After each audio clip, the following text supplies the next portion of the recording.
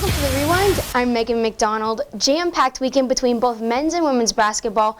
But let's get things going with the UMKC guys. They were undefeated at home heading into the weekend as they hosted SEC foe Mississippi State.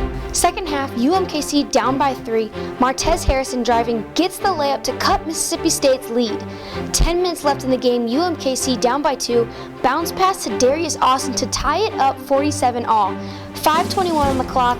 Ruse up by 4. Harrison with the steal, just what the doctor ordered. He does it all by himself. 2 minutes left in the game. Ruse down by 3. Lavelle Boyd kicks it out to Harrison. Harrison to tie it up, hits the 3. He had 21 points on the day. Okay, 64-all with a minute remaining. Harrison with the ball, another three-pointer down the stretch, and UMKC wins it 72-67, and the Roos remain undefeated at home. UTRGV hosting UT Martin second half. Vaqueros down by 4. Shaquille Hines hits the 3. Dakota Slaughter out in the corner, and Hines grabs the rebound. Hines had 17 points and 8 boards on the day. He grabbed his 500th career rebound against UT Martin, but the Vaqueros ended up dropping to the Skyhawks 72-64. Chicago State hosting Valpo. First half, Cougars down by 5. Kieran Woods hits the 3. Woods pass to Jawad Adekoya from way downtown. Woods again driving to the basket. He had 14 points and 5 assists on the day. And Woods one more time, but it wasn't enough, and Chicago State drops to Valpo 71-53. Heading right on over to women's basketball, UMKC coming off a huge road win over Kansas, returned home to take on Denver. Let's take you right out to some of those highlights. A minute left in the first, 13-all tied up. Sierra Bone from the corner takes the shot, and UMKC takes the lead. Second quarter, UMKC up by 2. Arias Washington bounce pass to Kristen Moore for the point. Kelsey Barrett to Washington for the long 2. A minute left in the first half, UMKC up by 6. Bone in the corner again hits the 3.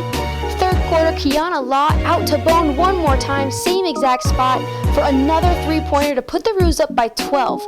4 left in the fourth quarter, Law fast break layup, and the Roos end up winning their second on the weekend 68-58.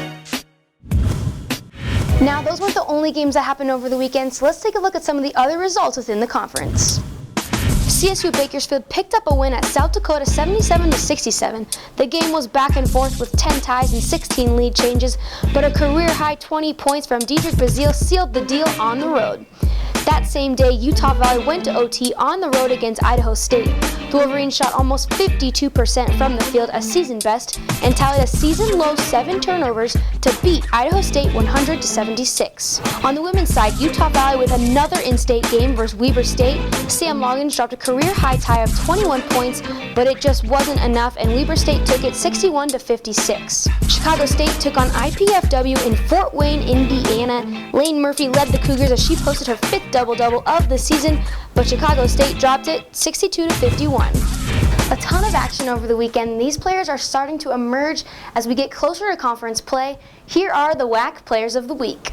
Starting with men's basketball, Grand Canyon's Grandy Glaze takes home this week's honor. The forward averaged 24.5 points on a whopping 87.5% shooting, 5.5 rebounds, and 1 assist and 1 steal per game as the Lopes went 1-1 on the weekend.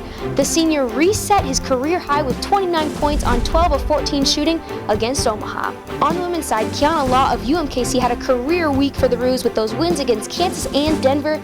The forward scored a career high 20 points with a season high 10 rebounds for her first double-double of the year as UMKC stunned KU for the 4th win in program history against the Big 12 program.